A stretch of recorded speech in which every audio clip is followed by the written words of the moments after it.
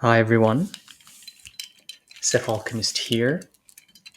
First of all, I would like to thank you very, very much for your subscriptions, for your likes, for your comments. I truly appreciate it, and I appreciate your support for this channel, for this quest. And I hope you guys are learning a lot from what I'm sharing with you. Today, I'm going to talk about how to know if you're a witch or a mage or someone that needs to practice the dark arts of magic, occult practices, alchemy, magic, and these things that are related to the occult. And again, occult simply means hidden.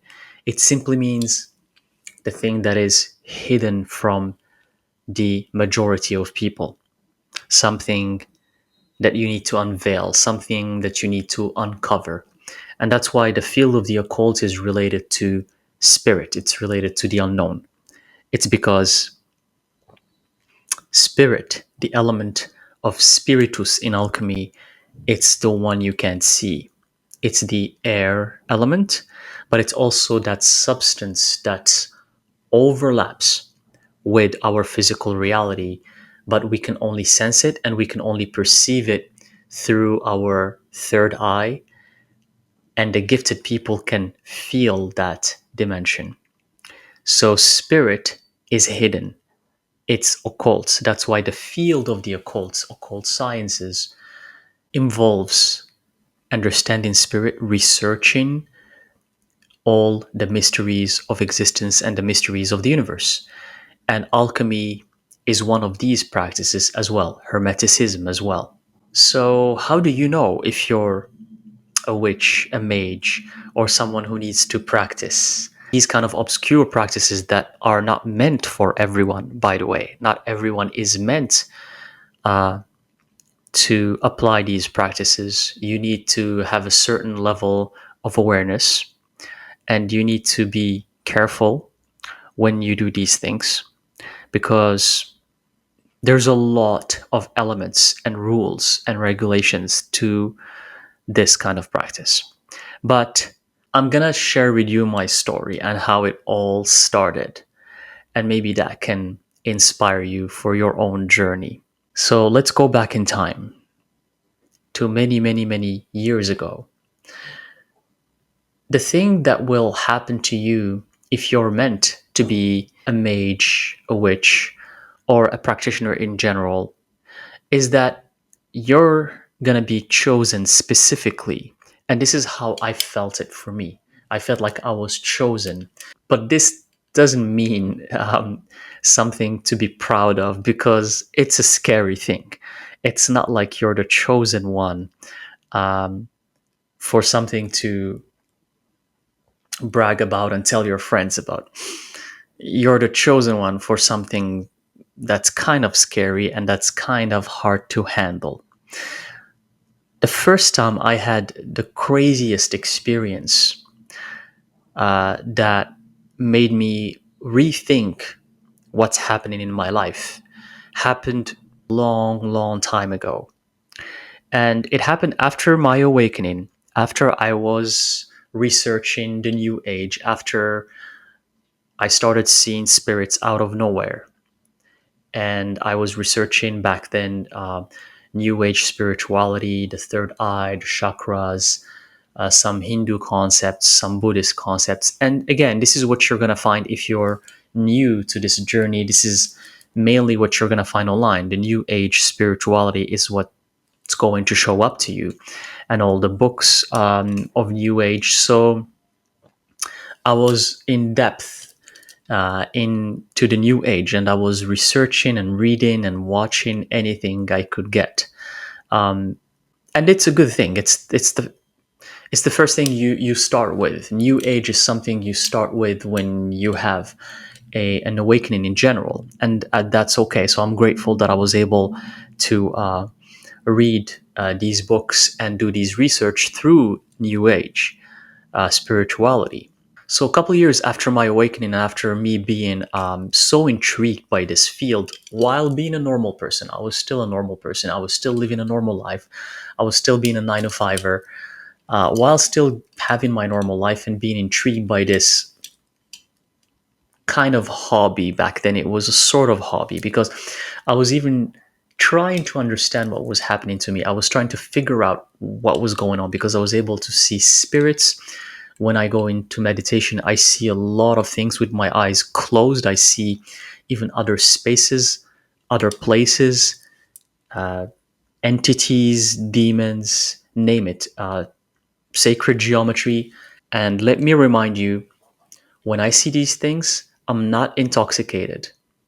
I'm not on any psychedelics. I'm not on ayahuasca. I'm not on mushrooms. I'm not on weed. I see these things just when I go on a simple meditation. I close my eyes for just a regular meditation and I start seeing these things. That's the difference between many people claiming to see things, because I'm aware of that. I know what's happening in this field. I know a lot of people claim to see things, but what they don't tell you is that they're usually on something. They're on psychedelics. They're on mushrooms. They're on ayahuasca. And they start saying, yeah, I saw this demon. I saw this spirit. For me, I saw things without being on anything at all. And actually, most of the people I used to tell didn't believe me. They're like, it's impossible. You must have been on something. And I say, no, I wasn't on anything. It just literally happened to me. So while I was trying to understand what was happening in my life and why was I seeing these things out of nowhere, a couple years have passed.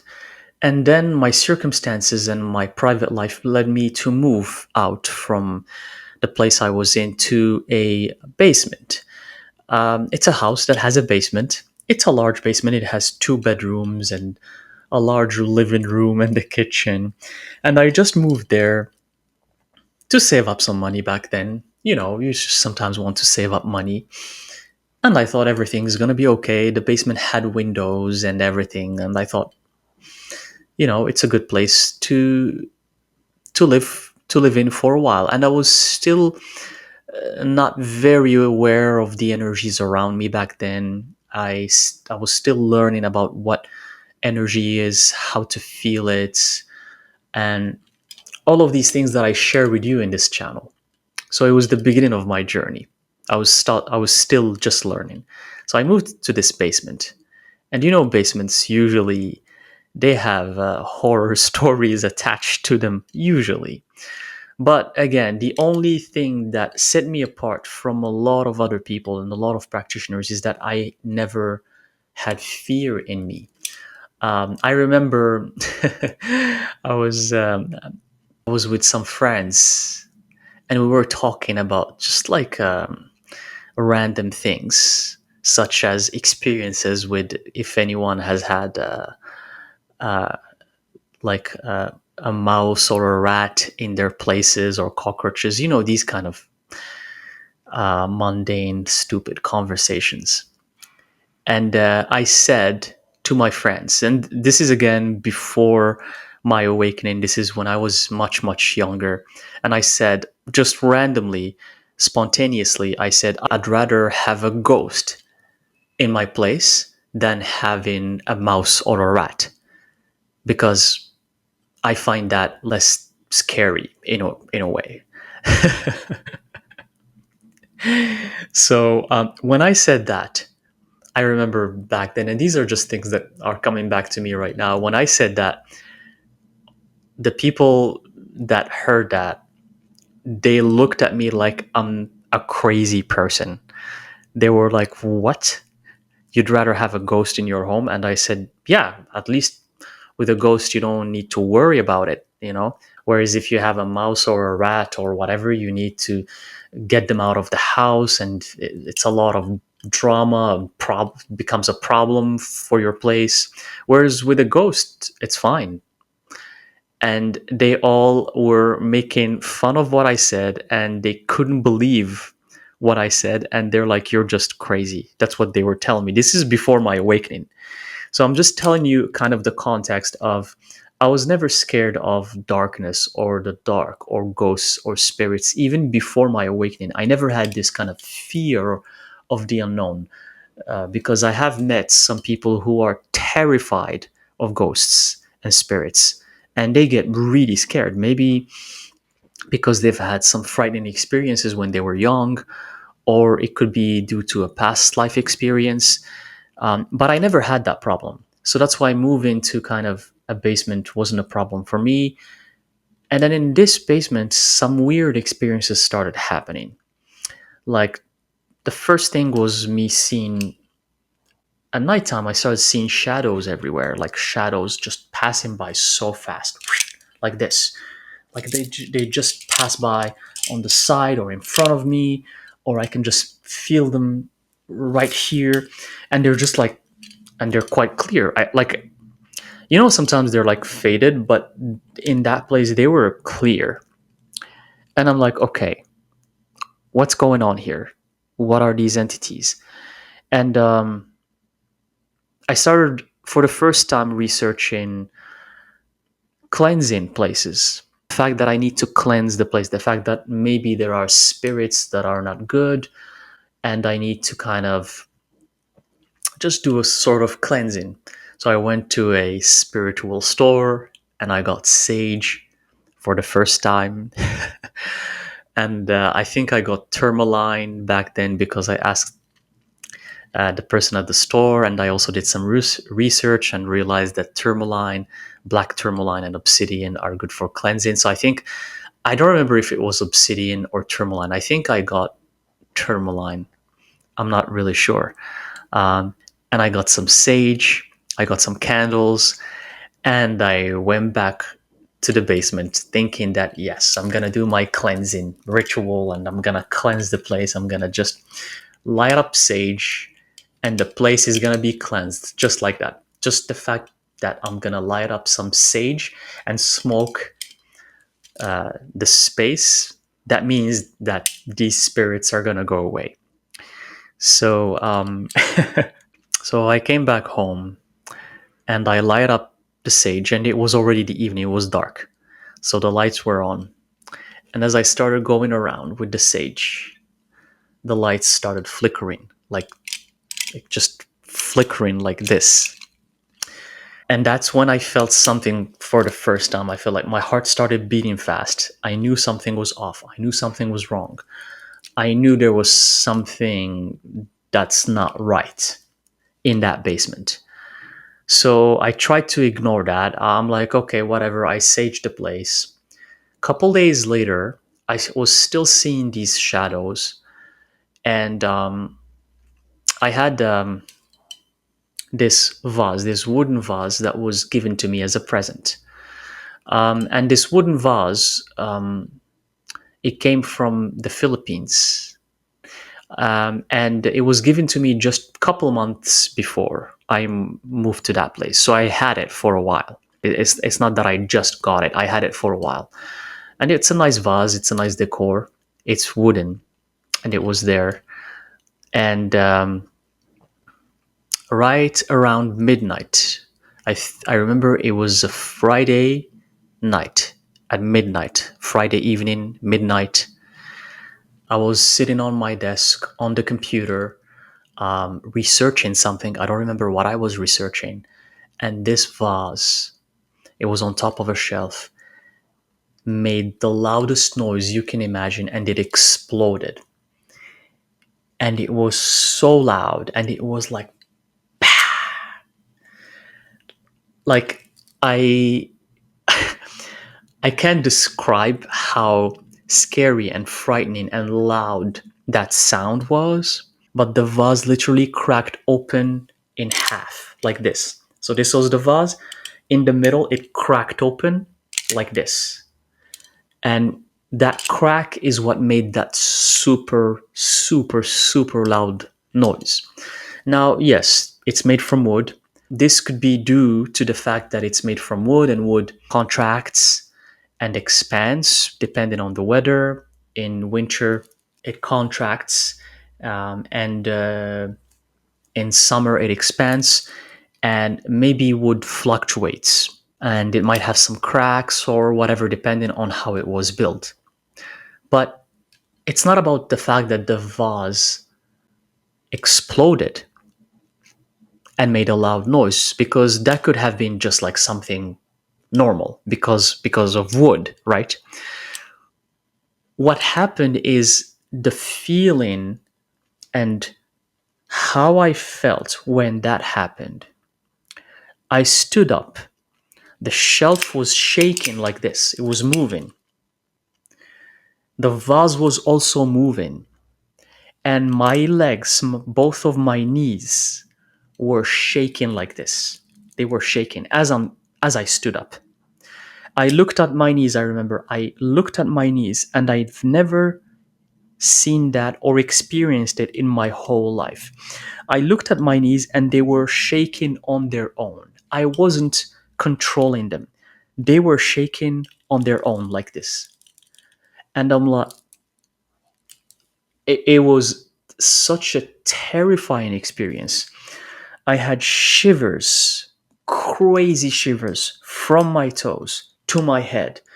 My knees were shaking. I felt like I couldn't breathe. This experience that happened when I heard the crack is what made me connect the dots that was caused by the spirits living there.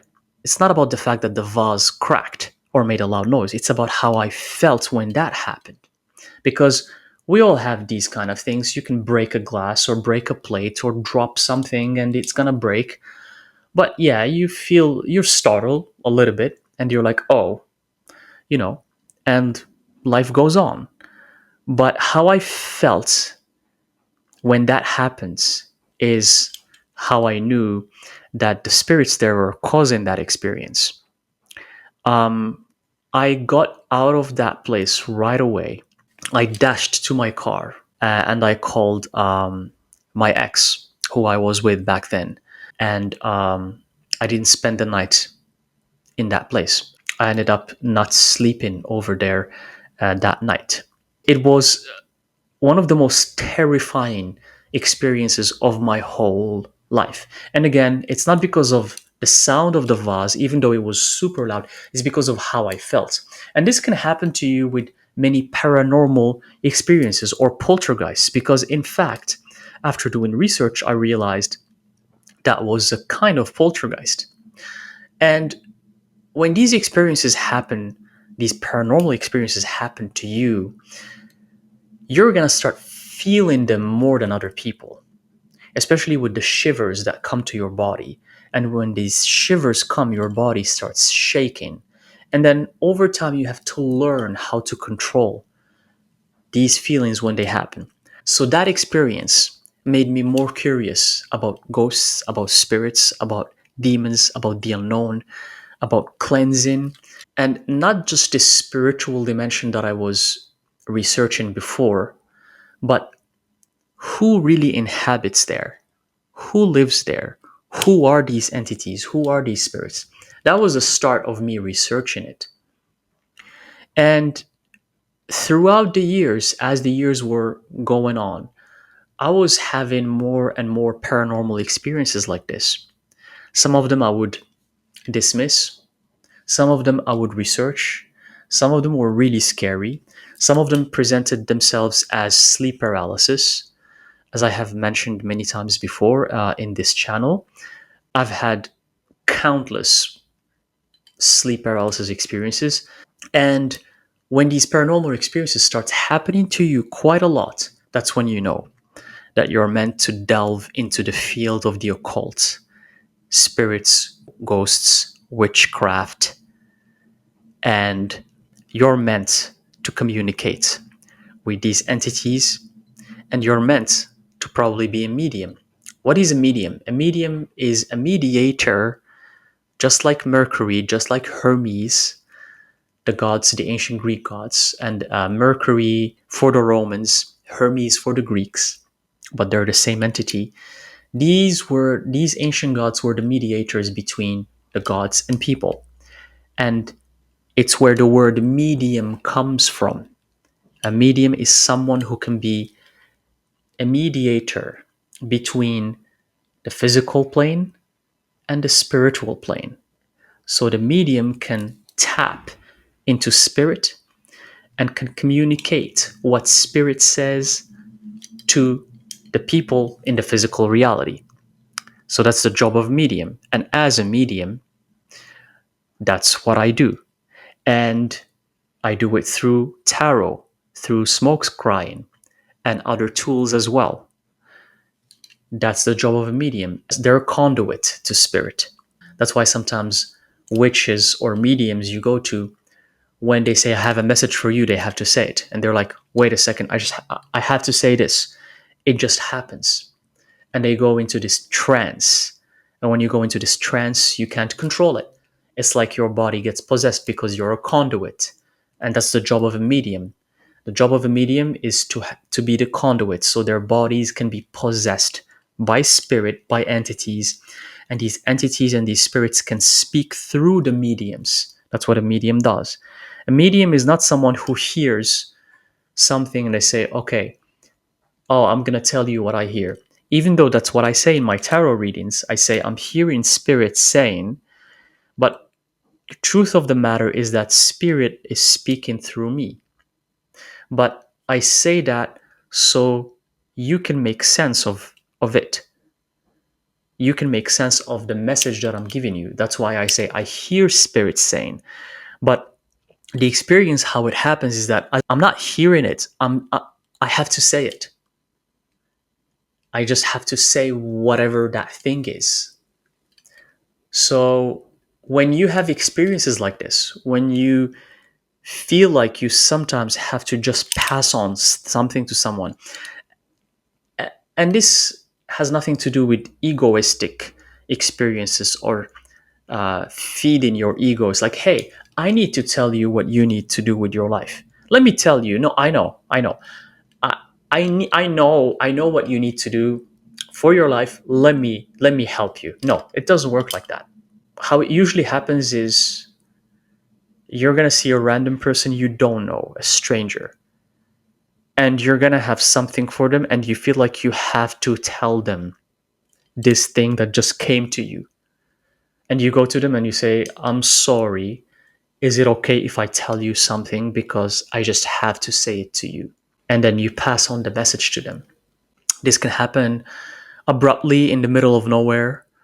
It can happen anytime, maybe when you're awake, maybe when you're sleeping, maybe when you're meditating. So the medium experience cannot be controlled. It cannot. When something comes to you, it's going to come to you. When spirit wants to use you, it will use you. And that's when you know that you're meant to be a mage, you're meant to be a witch. That's how you know. Because these things are stronger than you. These things are bigger than you. They're more powerful than you. The cause you're supposed to serve is much bigger than you. So when it comes to you, when it touches you, you can't control it. When I started having these paranormal experiences, like the one I just mentioned, I couldn't control it. I couldn't do anything about it. And most of us, we fear the things we don't understand. So after I had that experience, which was very scary for me, I knew that the only way for me to get rid of that fear, even though prior to that I was not really scared of ghosts in general, but that experience made me scared. So one thing I had to do to get rid of that fear is to do research, is to understand what was happening to me. Because the more you know something, the less you're going to be scared of it. So eventually I started digging deep into that rabbit hole and researching about ghosts, about spirits, about possessions, about exorcism, about banishing, about hexing, about things that mages and witches do. Which again, I remind you that it's not for everyone. Only few individuals can handle these practices because they're not easy. You think banishing a very, very scary entity, you think it's an easy thing? It's not something I talk about in this channel, but I offer it in my services. But I don't talk about it in my channel or on social media because I don't want to scare you. Because I am here to raise you. I am here to spread positivity. I'm here to focus on the positive side of things, which is something I always keep talking about. I'm not here to scare you, but trust me, the scary things out there are very scary.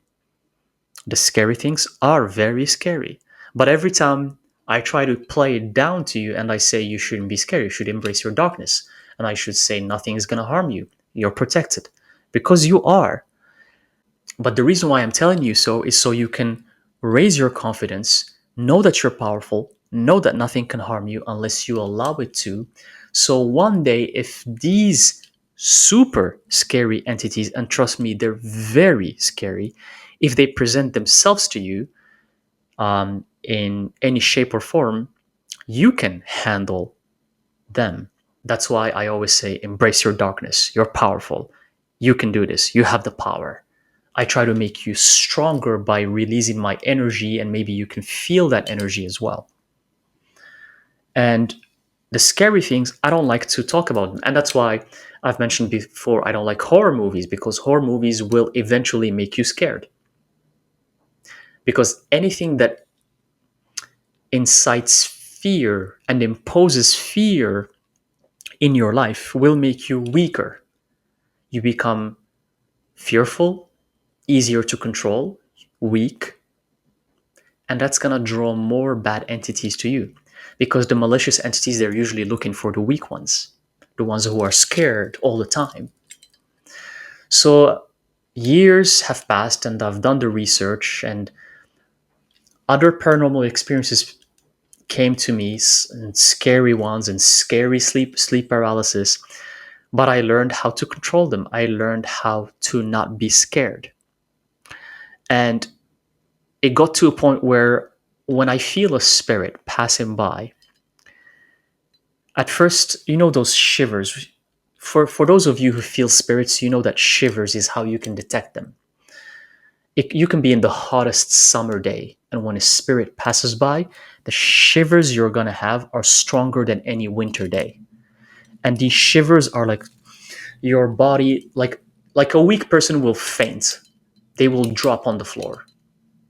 So in the beginning, yes, my legs were shaking.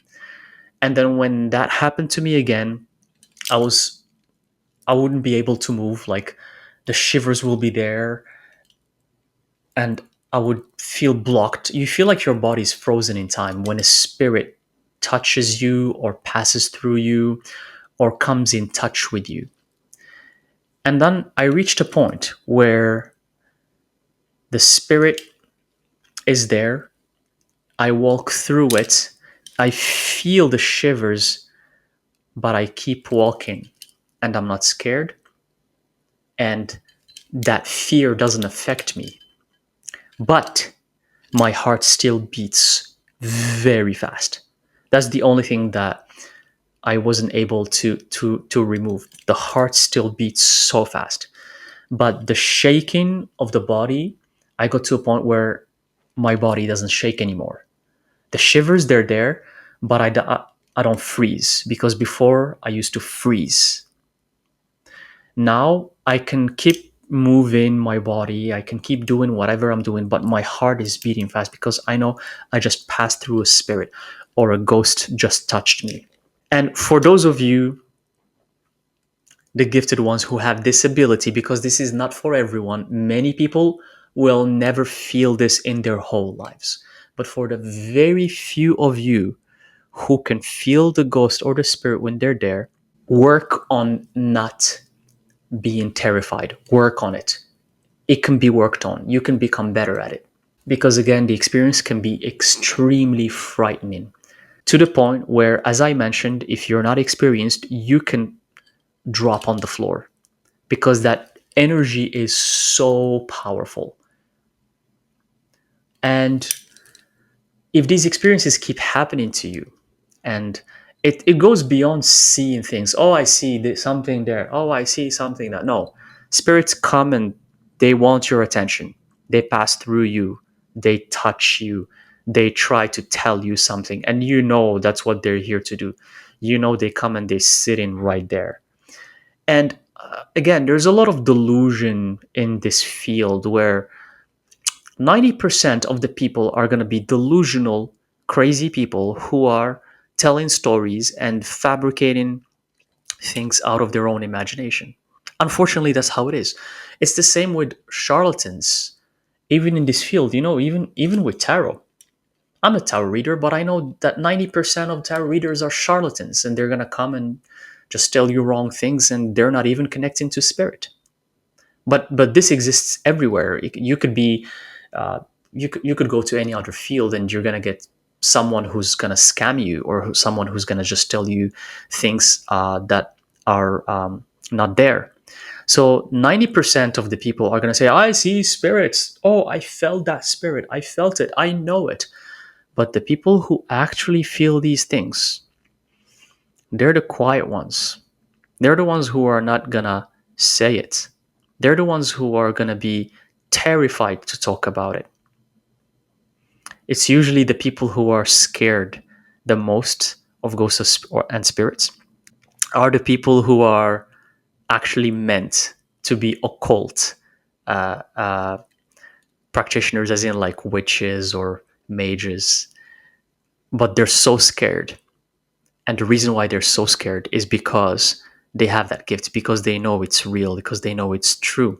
You know that the biggest believers in magic and witchcraft are the religious people, because the religious people believe in that magic much more than normal people. And that's why in ancient past there was the witch hunt and the Inquisition, and even nowadays there's so much hate for people who are practicing magic and connecting to spirit from religious people. The reason why is because these religious people fear this field so much, and the reason why they fear it is because they believe in it. So the people who fear something are usually the people who believe in that thing the most. So if you're terrified of ghosts and spirits, it means not only you believe in them, you know that they're real, and you're probably meant to become a practitioner, but you just have a transformational journey that you need to hop on, and you need to do a lot of work, you need to do a lot of research, and with time and with practice, you will get there, and you're not going to be scared anymore. If these experiences follow you everywhere, and they're always in your life, and you can't control it, then that's how you know you're meant to be a witch. That's how you know you're meant to be a mage. Another interesting thing is that you're going to be always attracted to these very obscure, dark, weird places or objects, or and you can't help it. And you're just going to want to get the haunted objects. And if you see like a haunted place, you're going to want to explore it oppositely from normal people. Like you just have this kind of like curiosity. You want to go see the haunted place. You see a haunted object in an antique store and you just feel like you have to buy it, even though it looks extremely haunted. But you have to be careful because not everything you bring home is good. Some spirits are good, some are not going to be good. So you have to be careful. And these things can be learned through experience, through practice. That's how you can decipher the energy. Another thing I did, which was a mistake, and that was before, um, again, I was still learning about how to decipher the energies, the good ones from the bad ones, because this is a learning journey. You're always learning. So another mistake I did was I was in this kind of antique store. It's a store that sells a lot of weird objects for decor. And I was attracted to go inside, and the store looked extremely haunted. It looked like there's so many spirits there. And I was attracted to this mask.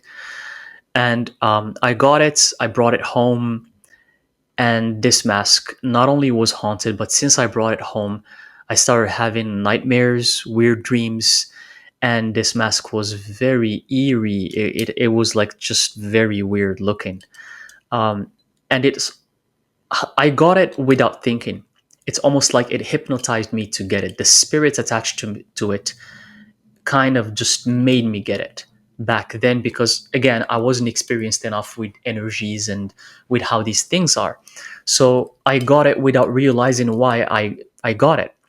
And I remember Ina, which saw it.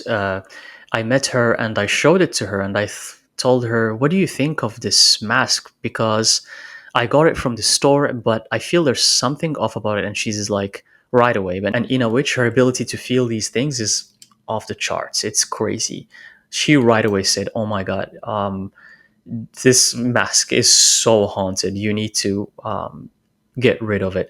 And she said that whatever was attached to it was not a good thing. She said it right away. And the only place I chose to put it in my house and back at that point was in near the mirror. Like, surprisingly, it was just the mirror is where I chose to place it. And again, I did it subconsciously. I didn't even know why I placed it near the mirror, and I realized it was the mask that made me place it near the mirror, because mirrors are portals. So it can manifest and it can come through the mirror, because the mirror is a portal to the physical dimension. And this mask was brown, and it was made out of leather. It was brown leather. Few days later, I looked at the mask and it was green. And right away, as I saw that, I had the shivers all over my body, and I felt this eerie feeling. And I just knew, even with the nightmares that were happening, and I was having a lot of negative thoughts in my head since I got the mask, and everything just made sense. And I just knew I had to get rid of the mask. I had to dispose of it. And I told the witch. I explained to her what was happening, and she said, "Yeah, this is a bad entity. It's a malicious entity." So I had to get rid of that mask because the energy was very malicious. And I didn't just throw it in the garbage, because that's not how you get rid of something like that. So I did it the proper way. But you will come across a lot of very unusual experiences, and you have to be careful about what you're bringing home. It could be even a crystal, it could be a rock that you find in nature, at the beach, or even in a spiritual store. But what you don't understand is that that rock has an elemental attached to it.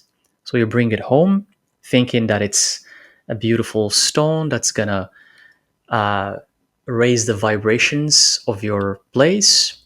But what you don't know is that that stone doesn't like it, because it has an elemental attached to it.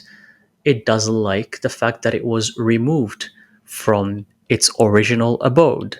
So you bring it home, it might not like your home, and it might start causing trouble. You might see cracks on the wall, you might start hearing knocks everywhere, start seeing things falling apart, furniture or whatnot. So you have to be able to learn how to decipher these energies. Or the other way around is also plausible. Maybe this rock will like your home, and it will make the energy better. And it will raise the frequency of your home, and it's going to make it feel so nice to be there. So you have to be careful about what are the energies you're inviting into your place. What are you bringing in? Because as a mage, as a witch, you will attract a lot of paranormal experiences. You will attract a lot of spirits, a lot of entities that don't make sense, especially to normal people. But when that happens, when you attract the attention of these spirits, how are you going to handle it? Who are you going to let in? Who are you going to let in? Who are you going to invite into your sacred space? That's why having altars is important. That's why cleansing your home the right way is important.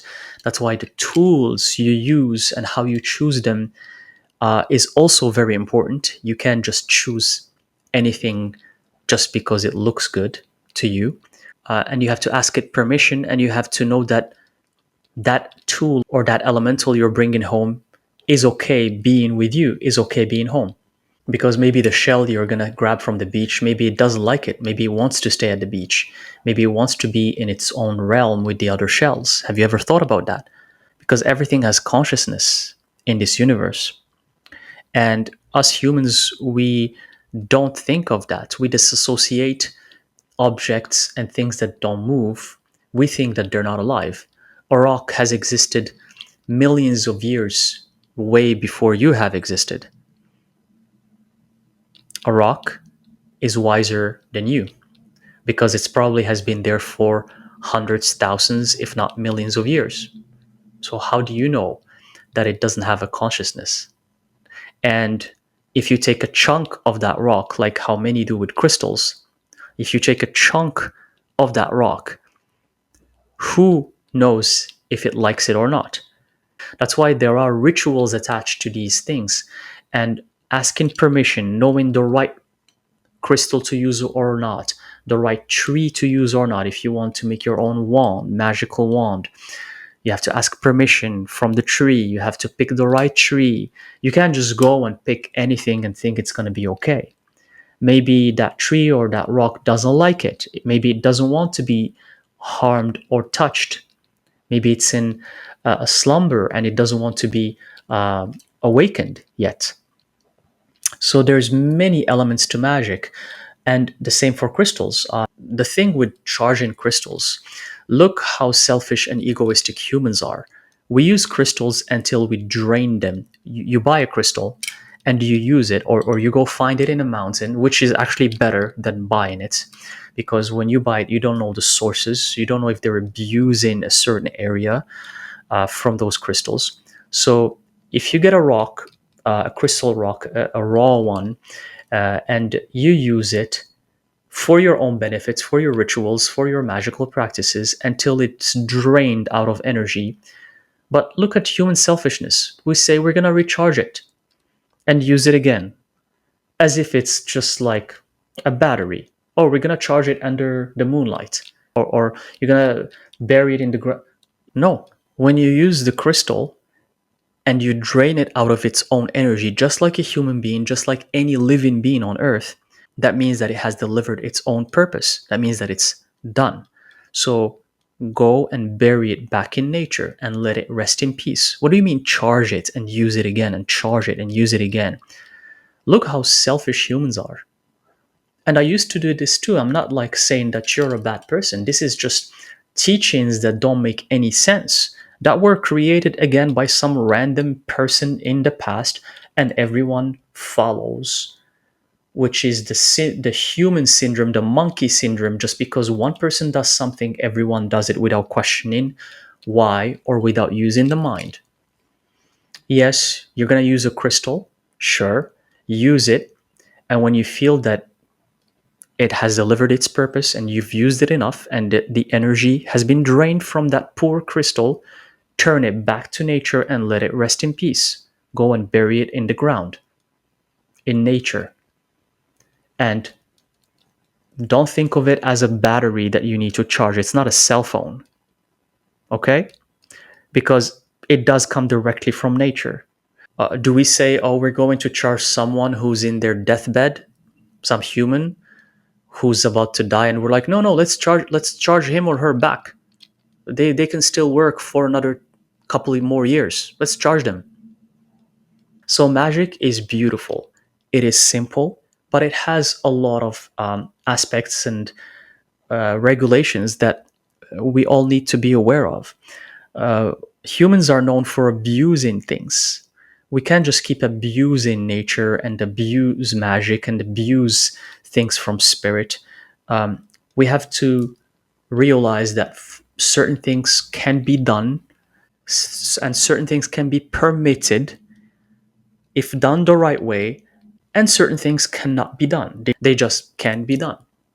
So if you find yourself surrounded by these experiences and if you feel like you want to research this field more than anything, and more so paranormal experiences and spirits and entities, and you find yourself surrounded by these things most of the time without being intoxicated, without being on drugs, without being on weed, on ayahuasca or mushrooms, or I don't know, naturally, if you find yourself naturally surrounded by these things, you feel this around you and you're always followed by entities. You're always followed by these experiences no matter where you go in the world.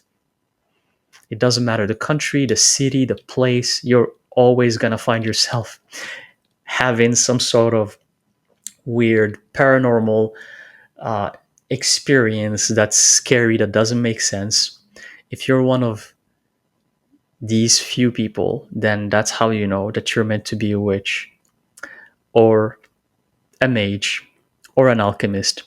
Now, can you be a witch or mage by choice? Yes, you can. But this video is about how to know if you're meant to be, how to know if you're meant to be that or not. Because let me give you an example. Many singers were never meant to be singers, but they are singers. Are they really good at singing? No, probably not. But they're singers. That means that they were not meant to be singers. The same for many fields in life. Many people are doing what they're not meant to be doing, but they're doing it. So are you not supposed to be a witch if you're not meant to be a witch? No, you can be a witch. Even though if you're not meant to be it, you can still choose to be a witch. If you find joy and happiness in that, and if it gives you pleasure, do it. But this is for the very few people who were chosen to carry on this kind of mission, because it's not easy and it's not really fun. Just let me be honest with you. It's not fun and it's not easy and it's not something to brag about. It's actually always, you're always in the unknown. You're always having new things you need to find out. You always have to do research. Sometimes you go crazy trying to understand things that make no sense whatsoever. You can't share this with everyone because everyone will think you're crazy. So you're going to find yourself by yourself most of the time. It's you and these experiences, and that's it. Um, so that's how you know. And I think I'm going to stop here for this episode. I hope this helps, but I'm very curious. Let me know in the comment section your story, your paranormal experiences. Do you think you're meant to be a witch or a mage or a practitioner? And what are your experiences with spirits, with ghosts, with demons? Is it something that you're just infatuated with? Or is it something that just dropped on you out of nowhere and you're like, what is this? And you just had to deal with it? Or is it something that you consider as a hobby, something that's fantastical for you and you're curious about it? And it's okay. If it's something that you're just curious about and you're infatuated with it, it's okay. You can go ahead and research it, and it could be your hobby, it could be your something you like. But share that with all of us in the comment section. Let me know. I'm curious to know your story.